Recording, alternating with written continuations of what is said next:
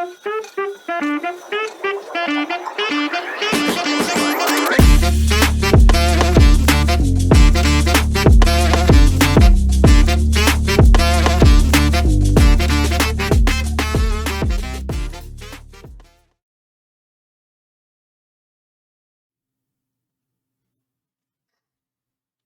Monday, good morning, and welcome to another exciting episode of You've Already Peaked Gaming Podcast, featuring your host, Locarthemanbeast.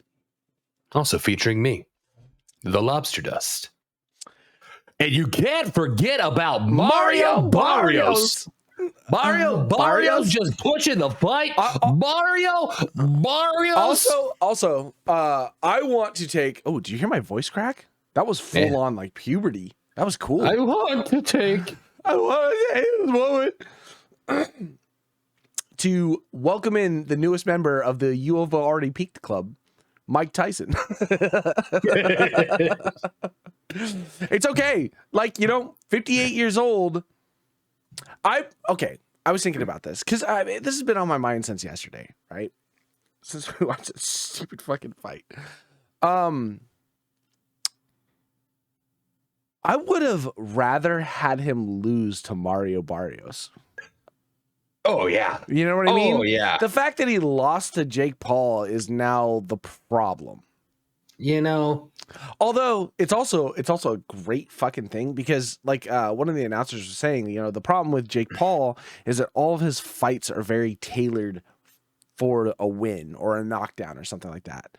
Like, I saw a meme today. It was like, whatever the content creator guy, he's like in a wheelchair or whatever. It's like, Jake Paul's next fight is announced. Like, you know what I mean? Like, the idea that, he doesn't really get, I don't want to say fair fights, but like more fights that are designed like, keep they're all scripted. None of them are, not a single fight that he's done has been like a sanctioned boxing match with real boxing rules. No, 100%. They've all had something like it's maybe Tommy Fury. I don't know. But Tommy Fury won that, so my whole thing is like, what an ego boost to a kid that eventually will get into the ring with a real boxer, and really well, I mean, if he's gonna go into like actual professional stuff, where, like, you know what I mean, like, was it Showtime, HBO boxing, that type of stuff?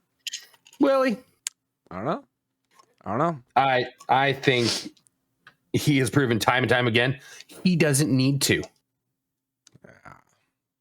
But can you what does he have to gain from fighting a real boxer? Because he still sells out. Like, no matter how many times he's done it, we're like, this might be different though. This might be the time that he gets fucked up. So are we saying boxing is dead?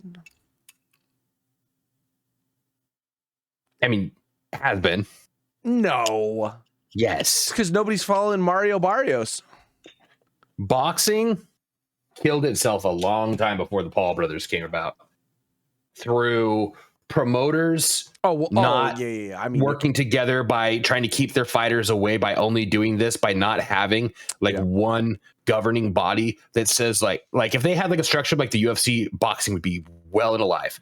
But there's so many WBC like XYZ titles that are there that you get these there's like DDG, fucking Canelo, Tank Davis. You get these people that they fight and they're really fucking good in their league, and they pretty much have their league. And then every now and then, when the stars align and a lot of money gets paid to them, they will put up their title against somebody else's title. That's why you see them with like, look at all these fucking belts, and they're like, oh, look at my fucking belts, and it's like that's like their cash out. Like, they're like, if I lose this, it's pretty much over. But they're willing to do that because of the money, and they don't have any oversight that stops them from that. So Mayweather is the best example. Yeah, of it. Like, he was in the position where he could literally pick fights to. It's like what Jake Paul has tailored his entire career off of. Yeah, I can pick fights that I will win. In Jake Paul's case, I don't have a governing body even like looking over. The athletic commission isn't testing or doing anything. So I can literally like, I'm going to put all these people and say, well, look at every amateur boxer. And I'll just line them up, knock them down. We'll never put anything in writing. They'll get a nice fucking paycheck out of it. all these people that he's fought made more off of just falling down than they ever did in everything else. Like it's and because everybody wants this little fucking cocksucker to just get knocked out, we keep tuning in. I mean, what's crazier is like what hit just for him to show up was 20 million. Sure. Plus to win was another 20 million. So there's 40 million for him, but he's also co-owner of the promotion things, just like fucking Mayweather does with TMT. Yeah. Like he's making money on top of money on top of money. Yes, I know. Yeah. And it's not like Netflix made any money off this. You know what I mean? I mean, they probably did by sponsoring it, putting it on there, whatever comes out. That's what I don't understand. Yeah, because how do they make money? Well, because everybody already had their subscription. And not only that, like 100,000 people like lost Netflix. Like people were just watching fucking Gilmore Girls, and they're like, I can't watch the fucking Netflix tonight.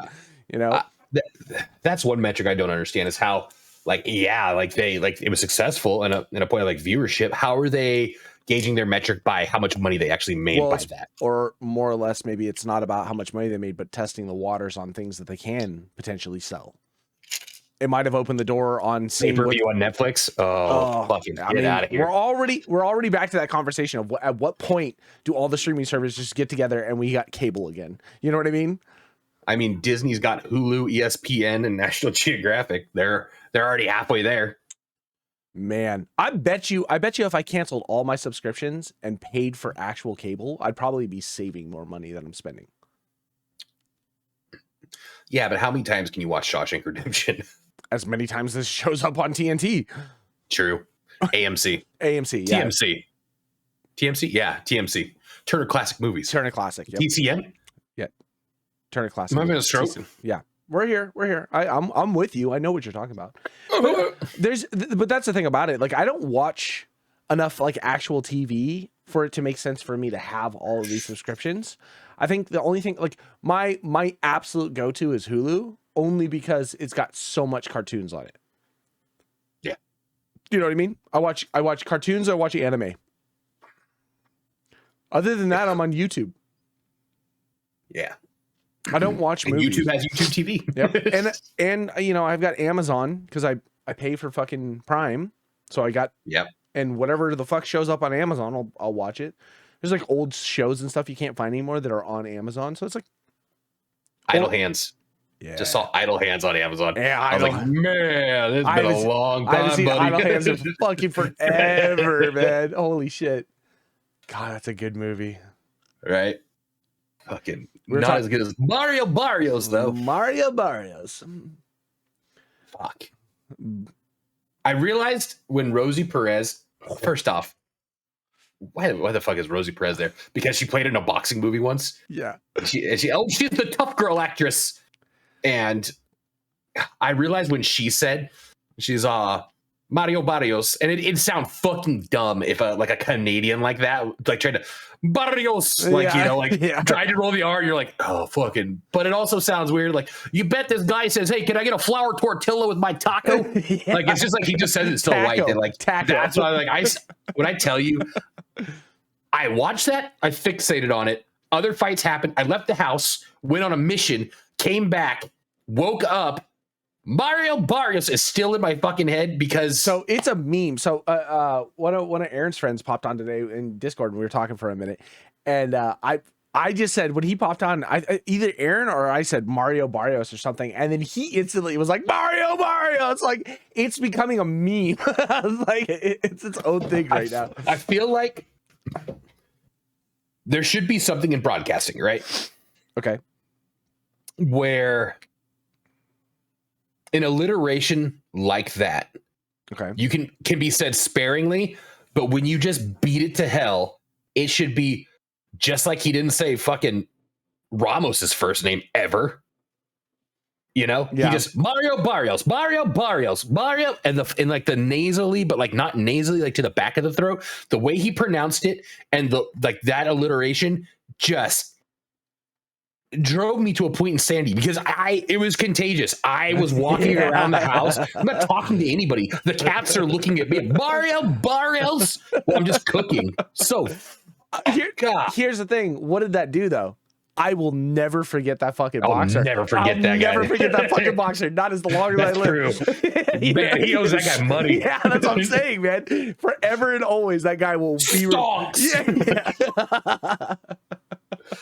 Fuck. God, what a fucking. And then Serrano and fucking Taylor get out on there. And like, did you watch the fight at all? Yeah. Oh my God. She got robbed. Oh, absolutely robbed. Criminally. Absolutely. That's more robbed. upsetting than the whole Tyson fight. Without a doubt. Without a doubt. Is the. I was never more upset about it. You watch the fight, you watch this girl fucking headbutt her, bust her eye open, then headbutt her again, and they just keep bopping it until her eyelids flopping around. And then you're looking at her stand up, and this girl is Taylor or whatever was barely breathing, dude. She was barely breathing, like the whole just a 2-point deduction. 2 points. And then when they do then they do like the side by side comparison, and she beats her in every metric by a margin, and it was like, oh, you know, you also can't bring someone on stage being like the woman that's done everything for women's boxing in the world, like no, and then like, yeah, she not only lost, but she cheated. Yeah, just like even I can't think of the name. There's only one that I remember going over to Dave Howard's family's place to watch the boxing match. And it was like, I think DDG or Canelo. It had to be one of the two, because there's just so many Mexicans, and they were all just like, they didn't even give a shit about the fight. But there was like one fight like leading up to it where it was like, ooh, that was bad. But like, I can't remember the name. This one, Serrano, I will remember forever. That was bad. That was bad. That was gross, dude. I mean, there was a point where we were watching it, and like she was talking, or they're walking back after like a bell or whatever, and as every step she's taking, it's like flopping, and it's just squirting blood out of her face, and I was like, oh my God, it's so rough. It's even more impressive is to the cut man who shoved Vaseline in there and then packed it, even when it was flopping at a certain point, nothing was coming out anymore, and that's all I was watching. Yeah. Like, is that bleeding? It's not. At one point, she took a hook to the side of the head, and Aaron's like, "Oh my God, you see the chunk of Vaseline just leave her face?" Oh my God. I will tell you right now, I probably will never watch another boxing match again. There's just not really much point. It wasn't as entertaining. I don't know what I'd watch Tyson Fury fight. It's just, he's always entertaining. Back in the day, I remember boxing being such a big thing. And maybe it was just because UFC was not around at the time or whatever. UFC wasn't around, but HBO kind of had a stranglehold on it. Sure. HBO primetime fights were like the thing. So they kind of had it was like UFC. Like everybody had you'd work your lower channels, but like your big money fights were going to be like featured on HBO. Or if you're lucky, you had like a Thrilla in Manila. I'm not talking about it being big because of where it was at. I'm talking about it being big because the fights were so fucking cool. Watching some of the old fights was amazing, man. Like, yeah, like Mayweather, like everybody goes Mayweather, Tyson, but like Pacquiao, and like just watching some of these fighters get on stage and do some shit, it was like really cool to see way back in the day. I don't know what it was about boxing. Because it just doesn't, because it was all kind of funneled into one channel. You had Vander Holyfield, Lennox Lewis, Mike Tyson. They were just passing the baton. I'm just talking about boxing in general. Just talking about boxing. Like literally boxing, not the channels, nothing, not all the spectacle. Yeah, but all the names that you said were all going through like the same. Yeah, but I'm talking about the actual boxing part of it. Like, old man Mike Tyson just biting his fucking glove all night. Oh yeah, man, no. But I mean, literally, like boxing doesn't. When you start just scoring points and then just winning based off rounds, that's a completely different game. I like your theory of Mike Tyson having a smelling salt. He's just biting it to like refresh. Yeah. I've been thinking about that all day. I swear to God, that was the only thing I can come up with. Like everybody's like, I've never seen him do this before, and he's like, I've seen him do it in every fight. It was like, okay, it's possible. It's totally possible. BARIO, shut the fuck up. But I've also seen it in a situation where like every bite was like a shove and like, and then like getting in, and then you see him back in the corner sitting down like. Yeah. You know what I mean? It was like, oh man, this is, at one point it was elderly abuse, you know? Because I had the flip side of it. I was like, this is gonna be child abuse. I was like, all I wanted to see was Paul, or fucking not Paul, but Or maybe the flip side, he had ketamine in that thumb. And he's trying not to kill him. He's just trying to slip himself into a small K-hole. I mean, that's exactly right. Just keep it calm because this kid's future's in front of him. But that's all I wanted. I just want to see Jake Paul hit him one fucking time, like super hard, like rock him super hard. And Mike just like, you know, whatever fucking payout or bullshit or, you know, thing they had going on the side. One, like when he stepped on his foot and he slapped him. Right? Yeah. I was like, oh, dude, all I want just is stay on that razor's edge. I wouldn't even cared if Jake Paul won. Had Mike Tyson just fucking rocked him one time, like just like hit him one time, to the kid was like, I should probably go back and start Disney up again. How fucking funny would it have been? And I've seen like the meme going around where like at the very end, there's like 10 seconds left and Jake Paul starts bowing. Wow. Like, thank you. He just uppercuts. Fucking full like snatch. His head whips back. All the sweat goes off and his body just. There was at one point, I think it was like round 1 or round 2. I think it was round 1, maybe. I don't remember. Tyson got him in a hit and then they clenched up. And I felt like Tyson had said something to, and it was like at that, when you saw that like little talk in his ear. Round 2, yeah. Yeah, we hit him and he like kind of staggered him and he like kind of grabbed him close. Everything stopped and slowed down right there. Slowed the fuck down, like to a crawl. And it was like, this is fixed. I know. You know, so. That was that.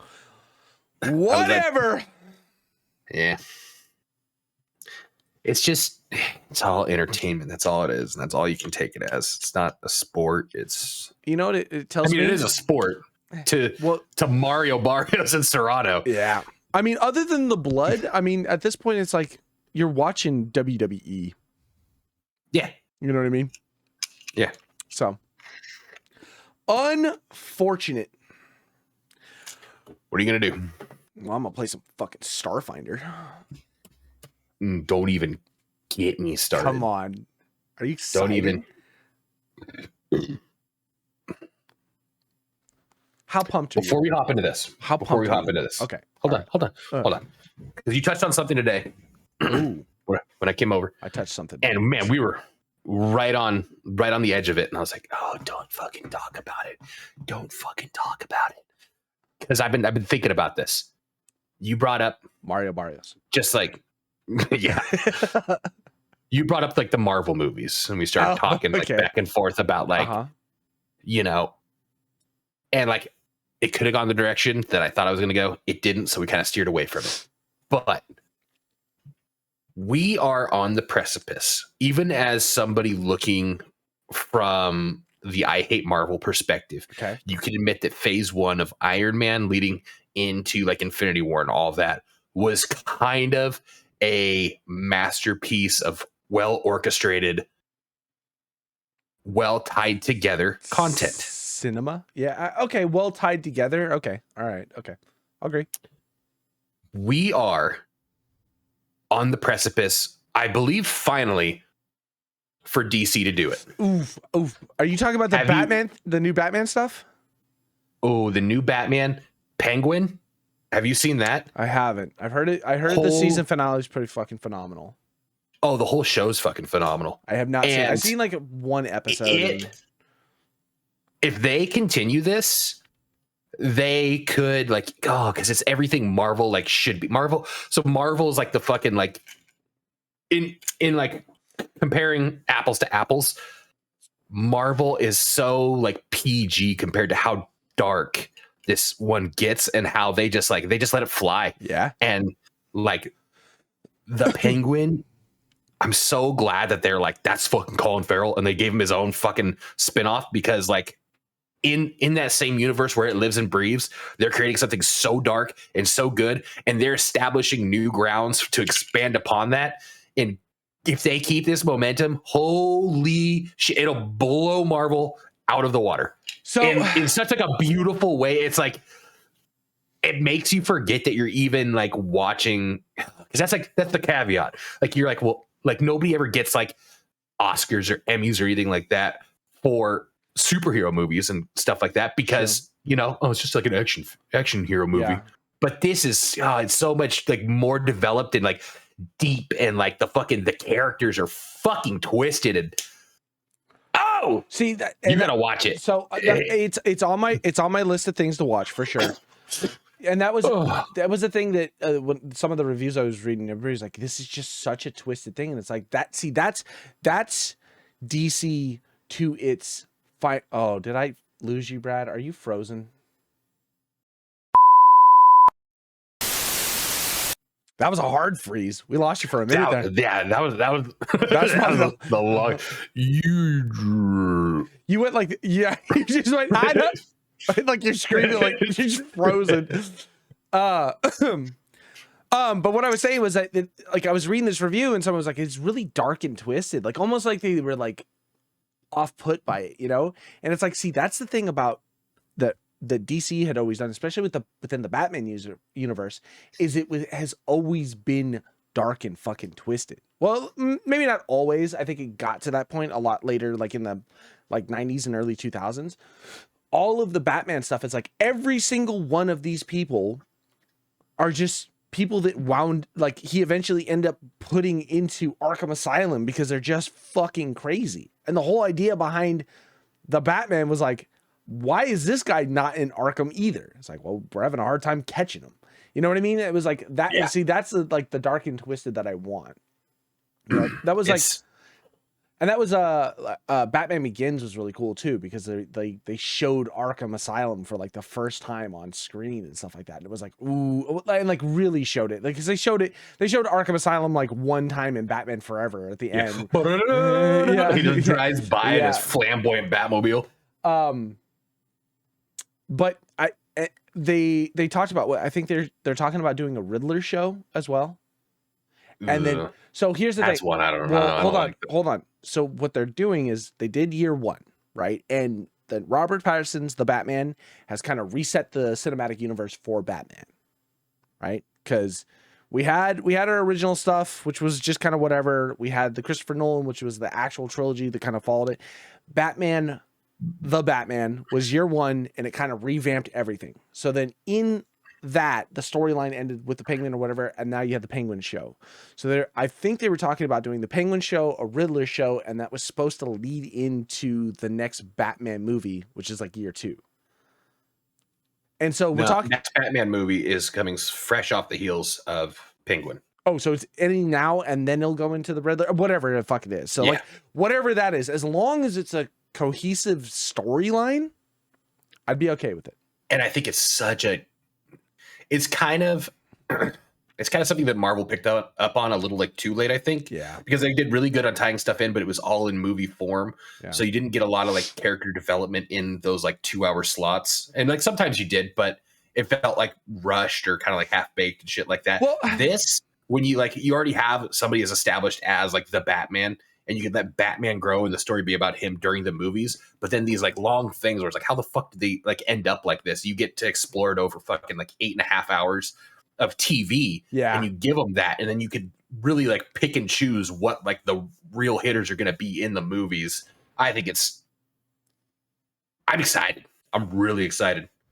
Well, and they've already established like, I forgot, and thank God, I forgot that there was a Joker in the Batman. It was just like a little bit, but Barry Keoghan plays like the Joker. Yeah. And thank God, because I was like, who are they going to get to play the Joker? I was talking to Janica about it. I was like, you have to save that one for like the very last, because it's such like a tainted role. After like Heath Ledger, you got fucking it's also Jared Leto's fucking dumbass. Yeah. Well, I think also you can't make Joaquin Phoenix do it. If you give him one more movie, he's so method acting crazy that he'll like legit like blow up a train. Yeah. It's also one of those things, like the Joker is such an interesting character in general. Like Heath Ledger really knocked it out when it was, what was it, Dark Knight Rises? Is that what it was? No, it was Dark Knight. Dark Knight. He did fucking such a phenomenal job as Joker. You are right. But it's also like you were just going for like the straight up characters that everybody kind of knew, just throwing them on screen. I think Batman Begins into the Dark Knight did a great job. Like the end of Batman Begins, he's like, we got another one. Like he leaves his calling card and he hands him like the fucking evidence thing with the Joker card in it. That was cool. Yeah. That was fucking cool. That was a great little segue into it. But I feel like the Joker being like, oh, Batman's like #1 or whatever. It's like there are so many fucking cooler people. Like that's why I was so impressed with Batman Begins when it was like Ra's al Ghul and fucking Scarecrow. It's like that was like I just didn't expect that. You know what I mean? But you've got. I mean, I know there's some lesser characters and nobody really gives a shit about, like Calendar Man and the Mad Hatter and shit like that, and like Puppet Master and. But they're also, those are some of the characters that are the most fucking weird because they're just normal, crazy fucking people. Like the Joker is just kind of like, at this point, like his own demigod in a sense. Like, you know what I mean? But just having wildly fucking out there characters that you would not know about would be way cooler, especially when the fact that it's like, it's so early in the Batman universe that like how the Batman, you know, Penguin was in it, but he's not like a big thing character. Oh, he's not even like an established like villain. A lot of it is just like the Falcons and like the actual like dark and dirty shit of Gotham. And that's like, that's fucking cool. And then you had Riddler stuff. Riddler stuff was cool. I really enjoyed the Riddler in the movie. I know a lot of people didn't like it, but it was like, it was interesting enough because it was a different take on Riddler. Yeah. You know what I mean? And I was okay with I'll give him that. I'll give it at that because it's like break up the same sameness, but keep it in character, you know? Yeah. I mean, in a universe that dark, you can't exactly have some guy in a like lime green fucking Jim Carrey unitard like running around like you do have to take kind of a swing on that. And there are some characters that it's like, how are they going to do this while still kind of keeping it in like the not so Batman Forever direction, you know? Yeah. Once you start leaning into the Joel Schumacher, you kind of lose a lot of stuff. Yeah. And again, like even I hate to say it, like, and I love Tim Burton, Michael Keaton Batmans, but they were still very like on the heels of like the Adam West kapow bang, you know. It's like and you're never gonna get the Tim Burton effect out of a Tim Burton movie. No. You're always gonna know exactly what it is before the credits are even rolling. Like it's just the Danny Elfman at the very beginning, the ha ha ha ha, you know. It's like you know, like you always know what you're getting on that. But it was like the same thing with fuck, what was I thinking? Oh, I've lost my train of thought. Oh, it's gone. Oh, I was gonna say it's like the same thing when you were looking at things like Pierce Brosnan's 007 into Daniel Craig. So if you go back, because I rewatched a few of the Pierce Brosnan movies not too long ago. They still had the sound effects when he'd fight people and you punch, you'd hear like a ka-ta, pa-ding kind of noise that came off of it. Really? Yeah, go back and watch like From Russia with Love. You will hear it, and it's like, oh, like he hit someone. From Russia with Love, or not From Russia with Love? That's fucking older one. Goldeneye. Wasn't Goldeneye Pierce Brosnan's first? Yeah, it was the one Goldeneye, after. What was the one? Tomorrow Never Dies. Tomorrow Never Dies. That's the one I'm talking about. Tomorrow Never Dies. Was that Halle Berry that's in that movie? Yeah. So if you go back and rewatch it, when they make punches and they connect with a punch, like when he's on the plane, he hits a guy, you hear the like it's the obviously fake punch sound, and you're like, what the fuck, you know? And like you don't realize it at the time, but that's kind of how it all went. You know, that's kind of just how the movie was. Those movies were back then. Practical effects weren't a big thing back then. Yeah. So then when you get to the Daniel Craig stuff and you see it, and it's like, oh, it's kind of like, ooh, you know, and that's like the older stuff, the Tim Burton and the Joel Schumacher movies, and then you get the Christopher Nolan stuff, and it's like, oh, and then you get this new stuff with the Batman, and it's like it loses all of that. You know what I mean? It's just dark. It's just like physically dark. Like you just kind of watch it and you're like, oh man, I just feel fucking bad, you know? I still to this day, the Batman, it's not the best Batman movie, but it is up there for me. Like it is up there. It's one of my more favorite Batman movies. I'm liking it more if that's the catalyst that it takes to like finally like give it what it deserves. Sure. You know, Yep. if I know. Christopher Nolan's trilogy, in my opinion, is probably the most complete. Oh yeah, it is an actual work story, in there, but I think it's also very standalone. It doesn't play well to work well with others. He had we're gonna do this. That's it. Yep. This I think opens up, and I don't know where James Gunn fits into any of this. I don't care. I don't care because so far it's fine. I was gonna say I don't particularly like James Gunn's direction. I think like while he's this or just in general with the DC universe. Oh well, I mean, I think he was great in Guardians of the Galaxy, and I think he was so great is because it was such a comedic leap from like the typical like drama that comes about in like the MCU. Okay, and then writing off that success, what did he do? Like Suicide Squad. Yeah, but that was and then I feel like they were like, you know what? You're the head of the DCU now. And I don't know. I feel like a James Gunn is a James Gunn, just like a fucking Tim Burton's a Tim Burton. Well, same feel, same kind of feeling.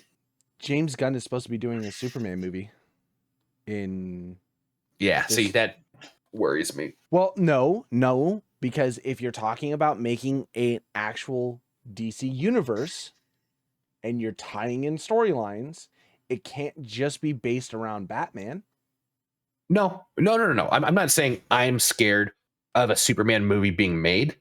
I'm scared of the direction that James Gunn will take this, that the Superman that he's creating will not work in collaboration with the Batman that's going to be creating. Like the two, like stylistically, are just going to kind of clash. You're never going to get any crossovers between that. The direction's going to be too obvious. And once again, you just have a fractured DCU. No, I don't think so at all. I think when you had stuff like Henry and fucking, then it turned into like him and Ben Affleck, and then they did like Justice League. I think that's where it lost its identity overall. Like I think Affleck was wrong choice. No, Affleck was a great choice.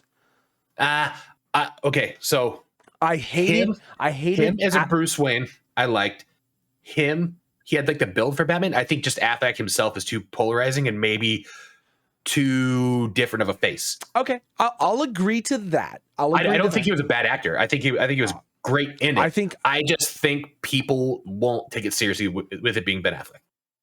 Maybe that, and I think it's just because everybody who grew up with Ben Affleck is, I'll leave it on a jet. You know what I mean? It's that. I'm just thinking like Mallrats Ben Affleck. You can't be the guy that screws a girl in a very uncomfortable place, and I'm not talking about the back of a Volkswagen, and also be Batman in my book.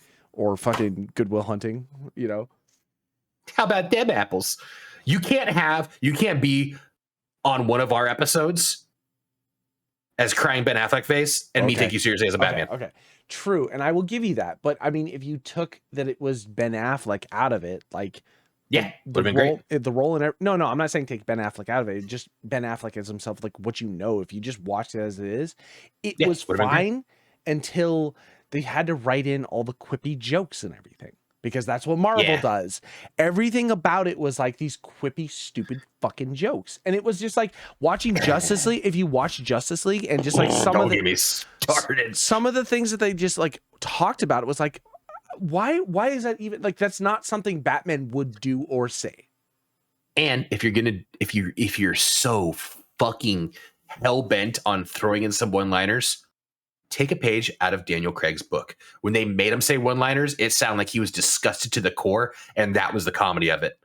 It was just like a fucking they made him say the line, and he fucking spat it out and threw it away. But he wasn't trying to like do that, you know. I honestly, until the later ones, because like I look at Ben Affleck's Batman, his suit, the gadgets, the whole backstory of it. Great. He's old, grizzled. You know, him is like the whole thing. And he had the look. Yeah, he had the fucking look as Bruce Wayne, and especially when he was talking to when him and Clark Kent are having that interaction. And he's like, well, you know, you got a mass vigilante. And he's just like, you know, I don't really take anything from the press who, you know, glorifies an alien that could destroy our world, you know, shit like that. And it was this whole like demeanor and feeling of just an old grizzled fucking Batman that's been through hell. And I was like, I'm okay with that. See, that's something I would love to see on the screen. I don't know, they'll never get to this point, but like Batman Beyond. Do you ever watch Batman Beyond? Mm-hmm. Something like that, like an old Bruce Wayne, just like training, or like even getting to the point of like, you know, there's so many cool storylines for Batman. And it's like, I hate that they just kind of like Christopher Nolan's was fine. I think I fucking hated Christian Bale as Bruce Wayne. Christian Bale as Bruce Wayne was fucking awful. Especially The Dark Knight Rises. I was just like, I'm so over this fucking character in general. But his Batman was fine. I enjoyed his Batman. That's why I'm like, Robert Pattinson, he was fine as a young kid Bruce Wayne, but he just was too emo. But his Batman was fucking dope though too. Just didn't have any. That guy no was training. Born with the jawline for Batman. Yeah.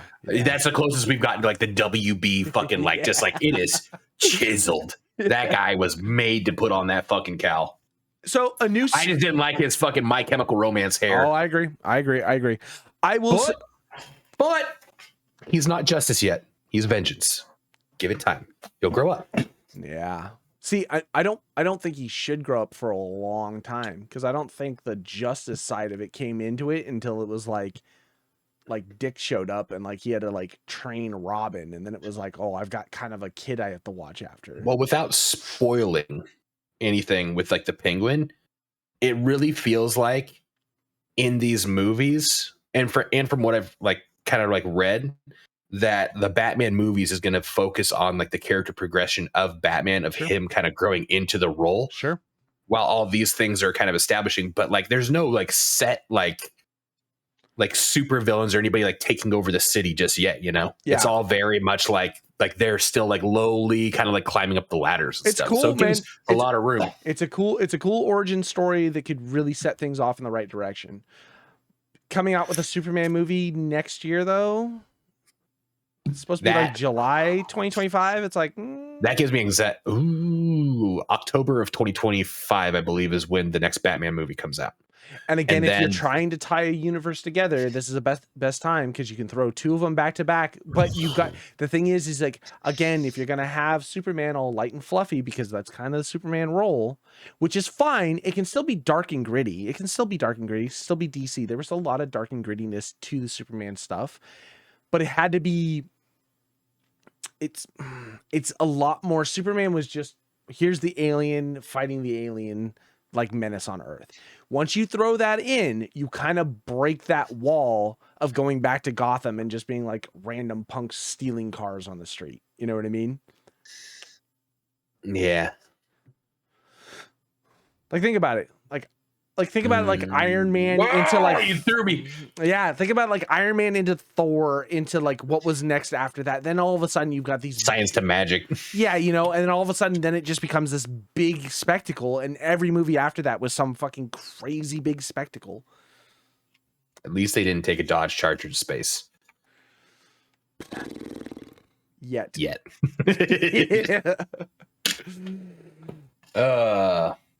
Anyways, that's been on my mind. I thought this would be a good place to talk it over. I kind of want to play I'm pissed about the fucking.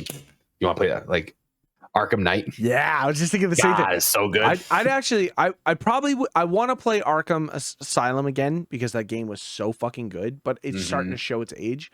I'd go back and play Arkham City again. Arkham Knight was so good. I bet you it shows its age like graphically and stuff. Sure, but I think God, does a story fucking carry? God, so much better than any of the shit that's out now. Whoa, man, it was so good. All the little pieces of lore and everything in that game. I fucking played Arkham Asylum. Every little Easter egg. Oh my God, Rocksteady killed the fuck out of that game. Yeah, they did. And then me and Sean played Gotham Knights. I don't think I've ever played that. It was rough.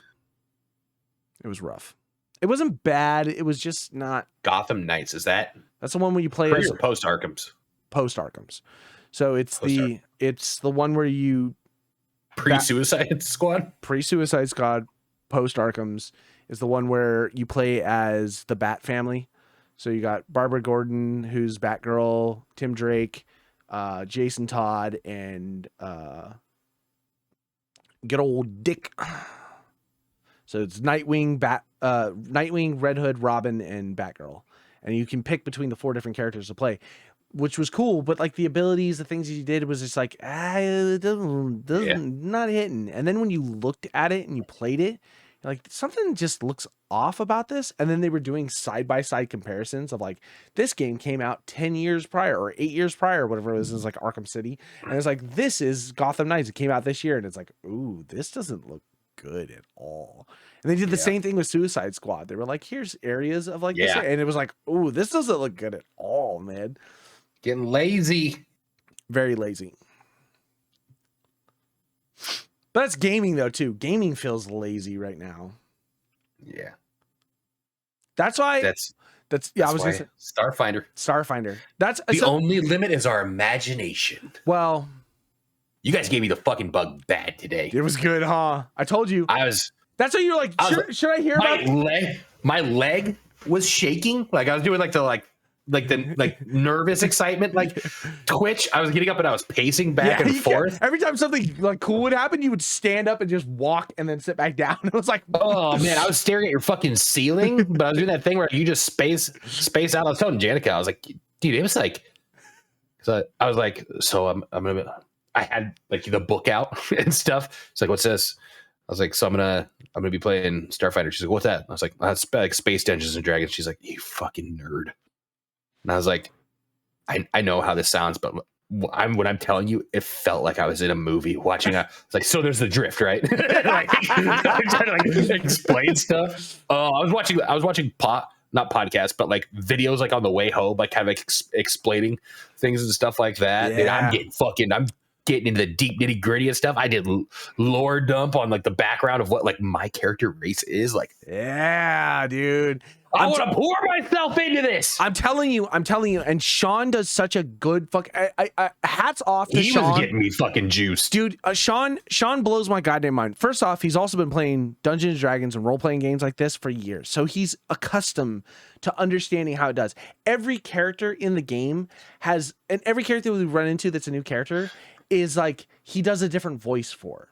And they have different mannerisms and things. He just does it so well that you feel like you're meeting new people as you play this game. And like, he does such a good job of keeping the story going while also having such a good story to tell.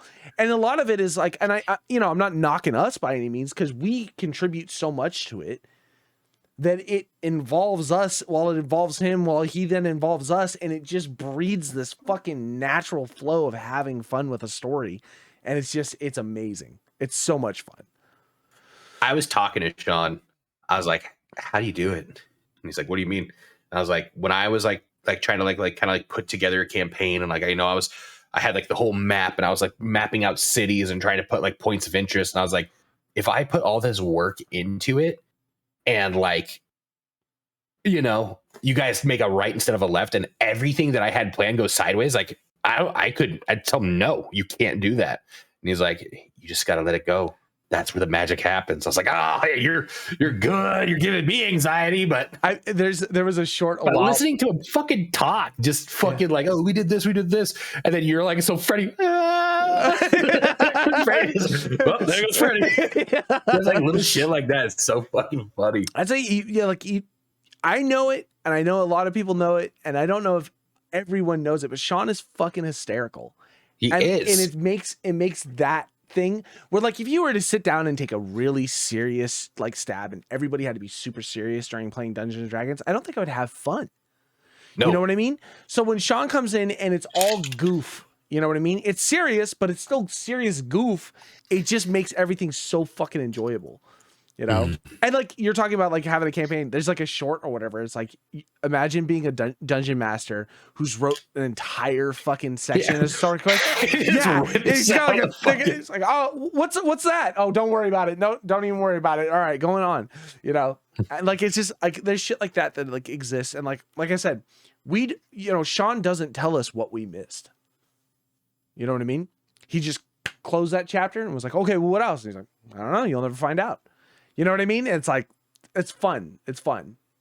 There's no going back to previous chapters. There's no saves. You know what I mean? There's no, you just got to roll with the punches and go with it, you know? And that's exciting. That's exciting. And that's what I think we enjoyed so much about it, which would be so fun to get back into it, you know? So like I said, I mean, worst case scenario, what we do is maybe we can get the group together and we do this over the internet just for a couple things. Yeah. Maybe we're not all fucking together, but I mean, if I almost clicked the roll 20 on this. We sit in Discord. With the plugin. Yeah, it's not hard. I mean, and not only that, you make an account on Roll20, everybody logs in, and it's like whoever the dungeon master is can share it, and then we all can see the screen. We can all have it pulled up. Like, yeah, it's not an in-person thing, but at least it's something we can do. And then, like Sean was saying, then we can actually schedule a time where we can all get together, and then have a night of it. You know. Like the big bad comes up, like you're in like a big character arc, and you can make like a night of it. Yeah. But then all of like the building to that, because I mean, even just like my work schedule, my unknown, like what's going to go on with me, what's going to happen, and stuff like that, to be able to still, video. You don't have to murder my character and then resurrect me fucking 3 weeks later or something like that, you know? Exactly. Well, not just for the convenience of everybody, you know? Well, and not only that, like we've done a pretty good job of like, even when James came into it late, we still got him leveled up to where we were. So it wasn't like someone was behind and we had to play catch up on, because experience is like really hard to come by in those games where you're not just like gaining experience because, you know, that's the game. We want to make sure there's progression. Like you have to be engaging in certain fights. You have to be doing certain things to get experience. And once those, the body for XP. Once those things are done, you're not gaining any more experience off of that. So if you come in late, you are behind on the lore, but at least getting you up to a point where we're at doesn't feel so bad, you know? Yeah. It's so much fun. It's a good time. I think I enjoy it more than anything else. Like not just the hanging out with friends aspect of it, because fuck my friends, I can't stand them. The role playing. Yes. Just building the story and dealing with the story, like having all of these things in my head of just like how goofy things are, where how many times we just like, we get into situations, we had the goblins. I was like, send the goblins out. Launch the goblins. And funniest shit I've ever heard. Wait, where's your ship? How did you get here? We shoved a week worth of food in our helmets and we flew. So you know what I mean? It's just a stupid shit like that. And like the rest of the group's like, we can't kill them. It's like, come on, send them out. Like, let's figure it out, you know? You know, I play my character very much like and that's cool. The cool thing about it is like, I've kind of started devolving when we play into that character. That's the role playing aspect of it, which is fun. It's nerdy and goofy, but that makes it makes the environment so much more fun. Because nerdy and goofy playing this and still trying to like be like a serious fucking person. That's what I'm saying. Get into character. You get into character. And so like my whole thing is like everything I'm doing, like, you know what I mean? Like I forgot to tell you, because like the rotted shark head or whatever, like when we got back to do the augments, I had the fucking orc. I was like ripped a tooth out of like the dead head and was like, put it in me. Like I want one of these. So like I'm like walking around with like a shark tooth and he's like, okay, that's probably going to be infected. You're going to want to take some medication for this. It's just shit like that. Like, I mean, it's just fun. And it's cool experiences. It's cool fun, good people, you know. It's just, I think if we do it on Roll20, like I think definitely Sean will have to make sure, like again, it all comes down like, yeah, your work schedule is gonna be crazy, but also Sean's work schedule. You know, his is gonna be all over the board too, where we're gonna have to really play it by ear. And you know, we just have to make sure that when we're doing it, we can put it down and tailor it into an experience where we're going to do it over I don't want to say a long period of time, but like a shorter period of time. Something where we can actually lock in an hour to 2 hours. You know what I mean? Because you really don't. I was thinking like 2 to 4, probably. Yeah. No, well, when we were playing, it was like 3. We were doing it 3-hour chunks. Yeah. 3 hours, we didn't get a lot done. There's a lot of stuff like you don't realize, because one, when you get into combat takes forever. Because each person has to make a turn. And you're rolling and you're all. And like trying to like, you know, talk about things and do things. And so like everything there slows down. But then not only that, but when you're doing the story portion of it, the in-town portion of it, a lot of that takes time. Like when we were doing our leveling up and like getting our like items and our equipment and stuff like that, we took like almost an hour to like go through like, okay, what's in the guild bank? What can we pull from? What can we buy? How much can we divvy up? Okay, well, I need this. Does anybody have this amount of stuff? Let's trade for this. Let's do this. Let's add this in. And then going through and doing all of your stats on your sheet just added so much time that like you realize one session was literally just buying. You didn't do shit in that session. You know what I mean? So if we can find a way to like shrink up certain things so we can make sure that when we all sit down, we do everything in that like time period, 2 to 3 hours or whatever it comes out to once a week, made up for that, and then go on for there. And then Sean can just say, hey, all right, next session is going to be a combat session, so we'll prepare for that. And then the session after that will be like the role-playing session or whatever. And we might be able to tailor it down so it doesn't feel so we're just logging on and logging off and not really getting anywhere. Because we can, that could be a huge thing. You can end up in portions where you don't wind up in combat in 2 sessions back to back. You've literally just spent 3 hours talking to people and just trying to collect things, you know? So it's the magic of the game. I will tell you, after talking about it today, the first thing I had in my mind was like, I kind of want to play Baldur's Gate again. Yeah. You know? God, yeah, but I don't know. Yeah. Yeah. Why not? Yeah, I do. What I want to do, I really do want to do is I want to get a character to like Act 2 and then just press save. You know what I mean? Yeah. And then just Will said there's a thing where you can just like choose your start point now. Oh, it's probably a mod? Oh. A mod where you can just say like you've done everything that's within Act 1 and just takes you straight to like Act 2. Okay, that's kind of dope. I didn't know about that. So you don't have to. I guess there's a lot of crazy shit that's just like readily available and modded, not even through like a thing, like just score it right on the like menu. Oh, really? Yeah. Your boy might be booting up Baldur's Gate in the next day or so. I kind of been having this bug to play, and I haven't done it because I've been like, I just don't want to fucking do the beginning part of the game again. Yeah. Yeah, even if I could just skip through the Nautiloid, the picking up everybody, like, oh, pull my hand out. Like all of that. If you could get me to like the Grove. Or right before, start me at the Grove, or start me after at Minthara. Yeah, I was gonna say let me make that decision and then let me take it from there. Exactly. Get me to the Goblin encampment, and then I'm okay to play the rest of Act 1. Even though that's still pretty early on. Still a decent chunk. It's a decent chunk, but it's still pretty early on. But I mean, like, if little stuff of picking everybody up, that could be 4 fucking hours. It is, yeah. And that's what I'm saying. Like, I don't want I almost wish there was an expansion for Baldur's Gate, which were like small condensed like scenarios. You know what I mean? Yeah. Something that wasn't like the grand scheme of whatever it was, just something small that you could pop in, dick around and play with your characters. Yeah. Missions or something like that. Yeah, just something that you could play around with, because that would just keep me entertained for coming back. Although it is one of those things you could go back and play it a million fucking times and still never have the same experiences, you know? Yeah. But you know what comes out in a couple days? Stalker. It's gonna be game of the year. Nope. Yeah. Nope. Right out the gate, game of the year. Right out the gate, I have a high. Ooh.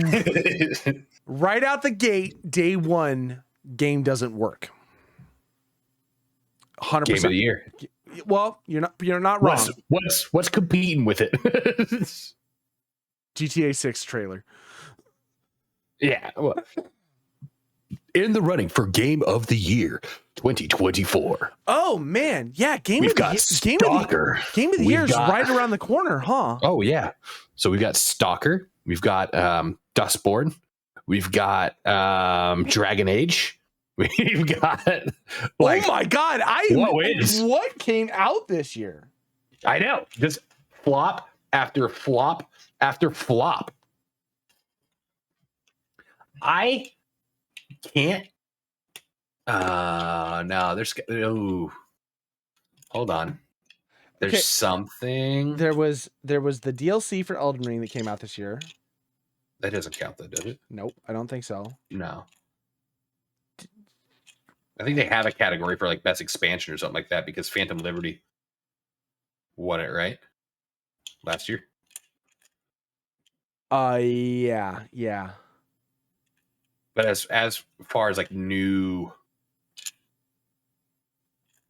full standalone games, like what really was there? I think there was something in February or March.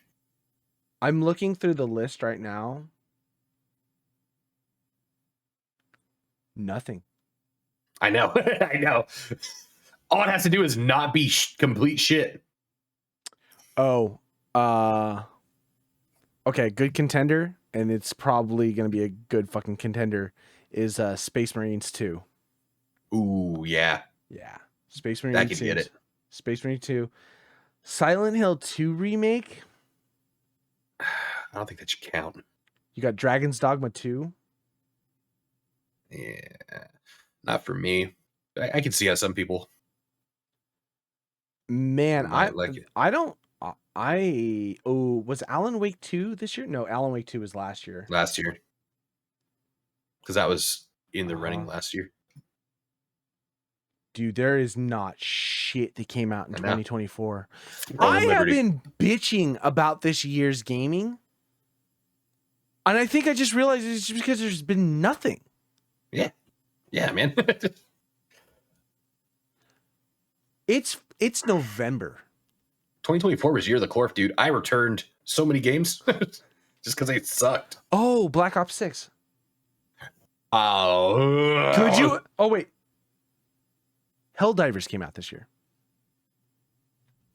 Helldivers did come out this year? I'm almost positive, right? No. Hold on. Helldivers 2. Maybe it did.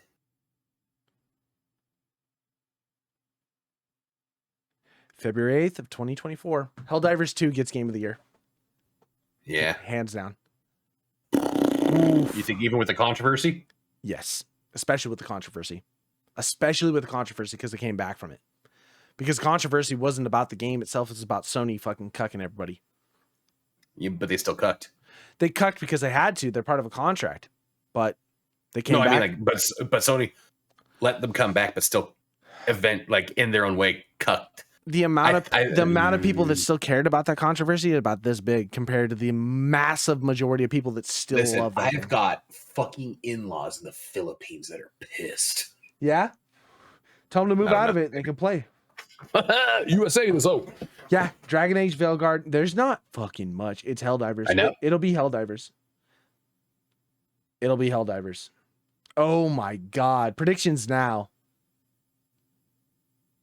Helldivers or Space Marines?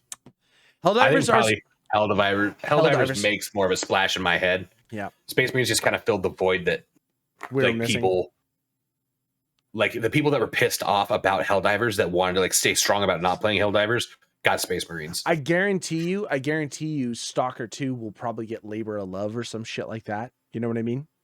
For being a 15-year passion project. Yeah, exactly. During the middle of a war, you know? Yeah. Oh, yeah. It'll be one of those, you know, and they'll give it to him for that. But Stalker 2... Send another billion to Ukraine. Stalker 2 has to work. Like, everybody's like, you know... Does it? They got a crutch to lean on. They don't have much of a crutch. They can just go to the middle of Kiev. This is where we were fucking building our game. If they just sold the game on, like, their own site or whatever... I think that they would have a better crutch to deal with. They're putting it on Steam and it's on Game Pass day one. I think the problem is that when you do something like that and you have it to the masses, you have more people that may not understand what this is, and they're just going to go in and be like, it's a shit game. It's broken. It doesn't work. It's a shit game. There's going to be the diehard people that love Stalker that are like, all about everything about their life is Stalker. That's the only games they've ever played since the first one came out in 01. And they're going to be like, we understand the problems. And everybody even already said that the fucking subreddit is like filled with people like, well, you know, it's going to be problems. Like all the original games had problems. You just got to wait until they patch them out. And it was like, yeah, it was kind of acceptable back in 01 maybe. Like, yeah, you're at a point now. And again, you're leaning on the fact that like, yeah, they're in a war. They had to move. They went from wherever the fuck they were in the like Ukraine. They're in Kiev, and I think their studio is now in Hungary or some shit like that. I don't remember exactly where they wound up. So Oh, you get no fucking sympathy from me. that's what I'm then. saying. But a large Hungarian hookers are world renowned. Yeah, they are. But like half of their staff went back to fight the war. So it's like, I understand, you know, having some shit. They're not, you know, it's gonna go bad. Nat one. I feel like day one it's gonna launch. Everybody's gonna want to pick it up, and then you're gonna play it, and it'll play, but you're gonna play it 30 FPS. It's gonna have bugs. It's gonna crash. You're gonna hit the first electric anomaly, and your game is gonna close out. It's gonna have save issues. No anomalies in this, right? Yeah, there's anomalies. Oh, I thought that anomaly was an add-on that they weren't going with this. No, it'll be anomalies. Yeah. There'll be a bunch of other things as well. So we'll see how it I mean, all the trailers show all the anomalies. I watched some guy doing that's really awkward.